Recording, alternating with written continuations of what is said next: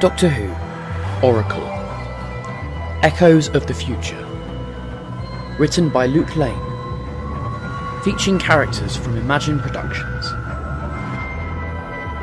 read by Reuben.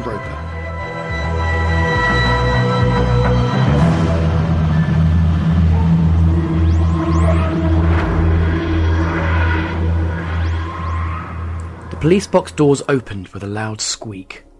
Lauren Pevensey joined the Doctor at the hexagonal console in the vast room that was the interior of his magnificent timeship.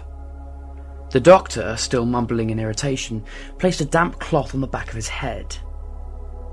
He had just been in a fist fight with a very particular Cyberman, programmed with hand-to-hand combat.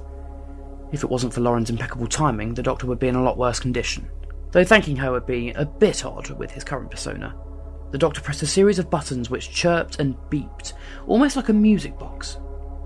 After throwing down the large brass lever a bit too aggressively on the console's liking, the Doctor grunted rather loudly. Lauren walked through the passageway which led to her bedroom. The Doctor gripped the console. It was silent, apart from the roar of the TARDIS's engines. He pressed the now cold cloth to a swelling bump on his head as he began to feel slightly lightheaded.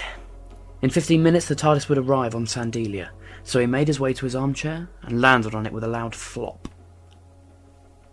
His eyes began to blur, and his ear began to ring. Clenching his teeth, he groaned in pain. There was a banging pain in his head. The TARDIS suddenly lurched violently, sending the Doctor onto a cold metal floor. Darkness swallowed him up, and everything stopped. The Doctor relaxed himself cautiously as he opened his eyes. Black.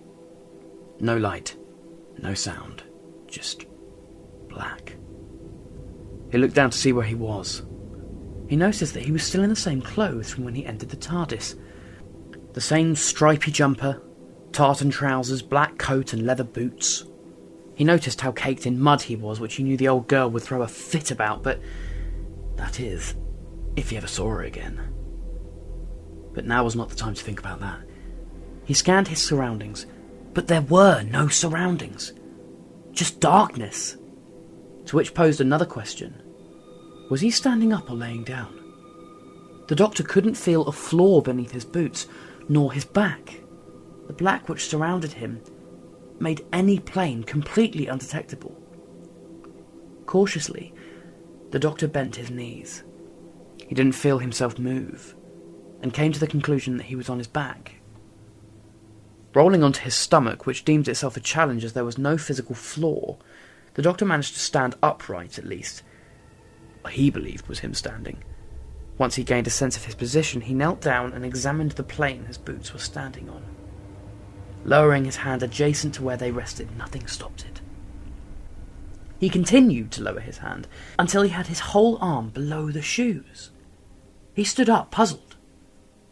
He spun around to see if he could make out any small little detail that could help, but again, just black. He reached into his pocket and pulled out a small Lego brick that he carried for no specific reason. He threw it as hard as he could and watched the little red brick fly through the air and ultimately disappear from sight. The Doctor pressed his hand to his mouth, stumped. He felt around for a sonic screwdriver, but remembering he had left it charging in the console, he grew frustrated. The silence was maddening. But before he could open his mouth in a scream of fury, a blinding white light flashed, nearly sending the Doctor to the non-existent ground. The Doctor squinted, attempting to make out what he was seeing. "Who are you?" the Doctor asked. "Where am I?" "I am the Oracle," a deep, booming voice responded. "I see what is to be and not what once was. Not just this universe, but in all universes." The Doctor couldn't tell if his eyes had adjusted or if the light had just dimmed, because he could make out what the light was. A purple orb, flickering with wisps of pink and magenta. It flickered when it spoke. But why am I here?" the Doctor asked, regaining his sight. "I am here to warn you about the things to come." "Doctor," You know who I am? We watch over humanity, reality, Time Lords. We know all. Well, that makes sense. You said things to come. Surely, you must know the consequences of telling me future events. We have foreseen this meeting, Time Lord. This is the way. Now, open your mind. In another flash of blinding light, the Doctor closed his eyes. He could see projections of individuals. A small woman in a brown leather jacket and boots. Then a bearded man in a blue coat and a bowler hat. Another man in glasses, wearing an orange shirt and tie. The Doctor turned around and opened his eyes. But the images continued to surround him. Then he saw a funny-looking man with a purple coat and his hair tied up above his head. And finally another woman in a black leather jacket, her eyes as cold as ice. The Doctor felt as if he was falling. He couldn't feel the ground nor any air blowing on him. The Oracle spoke again. Beware the rise of the fallen. When three are the three, blood will shed. When lovers wed, aftermath of war, burdens were bore. Two crystals were lost, order was brought. The outcasts returned to a home now burned. Beware the witness of the war of Terminus. The Doctor felt his head spinning. Then his body went limp. His ears began ringing louder and louder until he couldn't take it anymore. And he opened his eyes. He was back in the TARDIS. Laying out on the floor, he saw the glowing red light of the central column. Doctor! A familiar voice inquired. The Doctor sat bolt upright to see Lauren and was greeted by a hug. It was quite uncomfortable, as he wasn't exactly a hugger. Not to mention he had woken up in a cold sweat. It wasn't long before Lauren started a rapid fire of questions. What the hell happened to you? The whole TARDIS, dropped or something. I came in to see what you'd done this time and saw you lying on the floor. Lauren, please, can I just get up? She moved for him to stand. It took a while for him to get his bearings, but he stood up. She noticed something in him. A flicker of fear.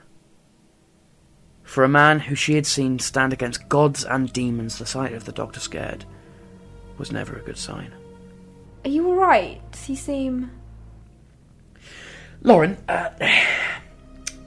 how do you fancy going home? It had come out of nowhere. She was appalled. Was he leaving her? About to dump her on some small planet? Was she really that annoying? What? No, God, no. Why? What did I do? No, nothing, he said, ashamed. It's just... Listen, this is going to be incredibly dangerous. So what?